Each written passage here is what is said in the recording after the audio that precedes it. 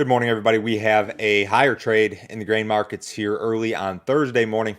It is 6:30 a.m. Central Time. March corn futures are up 7 cents at 541. March soybeans are up 10 and a half cents at 13.85 and a quarter. March Chicago wheat is down 2 cents at 656 and a quarter.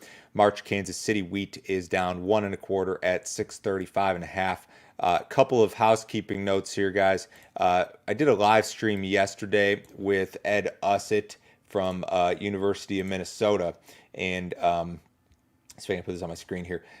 If you have not watched this video or listened to the podcast, very much worth your while. I think it's 25 or 30 minutes long. This was a really good conversation regarding grain sales that you've made previously, stuff that maybe doesn't look so great right now, the mentality surrounding a lot of that. Very good stuff if you have not listened already. And that was streamed live yesterday at 12 o'clock, but the recording's on YouTube. It's on the podcast app in all of those places. An additional note I wanted to make here, the Top Producers Seminar is here in Nashville in February. I will be speaking on Tuesday, February 16th at Top Producers. So if you're going to be in Nashville for that event, make sure you get a hold of me. In the headlines this morning, a lot of chatter about this probable trucker strike in Brazil. Truckers in Brazil have scheduled a strike for February 1st. Brazil's president urging the truckers not to strike, indicating that he may lower or attempt to lower diesel costs with tax breaks. Truckers have been upset over rising fuel costs as a result of a rebound in oil prices and a stronger currency locally. There's some government stuff going on there too. So the big union, which represents, I think, 800,000 members, is urging this strike, and there are a couple of other unions that have kind of joined with them. So this is potentially a disruption type deal for the market. We've seen a lot of this recently. Labor issues, export restrictions, all this sort of stuff is along the same lines. So, if this were to last long enough, I mean, it could obviously disrupt export flows out of Brazil, and that's potentially a friendly factor here. Argentina is seeking ways to ensure domestic wheat supplies. The country is reportedly seeking to avoid any sort of shutdown of exports. Farmers were, of course, furious a couple weeks ago when the country attempted to restrict or suspend corn exports. That ended up not happening. But in any case, I suppose the country is concerned about the wheat situation. Argentina is typically the world's like sixth or seventh largest exporter of wheat. I think most of the wheat that they export is kept in South America. I think a lot of it goes to Brazil. But in any case, that's noteworthy. And along these same lines of export restrictions, labor issues, things that are not necessarily crop problems or shortages of crops that are leading to disruptions in exports and trade flows. U.S. ethanol production generally poor, 933,000 barrels per day last week. That was down 1.3% on the week. It was down 9.3% versus the same week last year.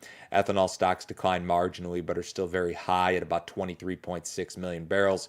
Implied gasoline demand was down 3.4% on the week and down 11% versus the same week last year. So we've still got big problems here in regard to ethanol, and I've talked about this, every week since COVID started, essentially. And in the course of this rally in the corn market, this tremendous demand loss via ethanol has not really made a difference because it's been offset largely by two things. It's been offset by a much smaller than expected U.S. crop. Keep in mind, we've had short crops in the U.S. here for 2 years in a row now.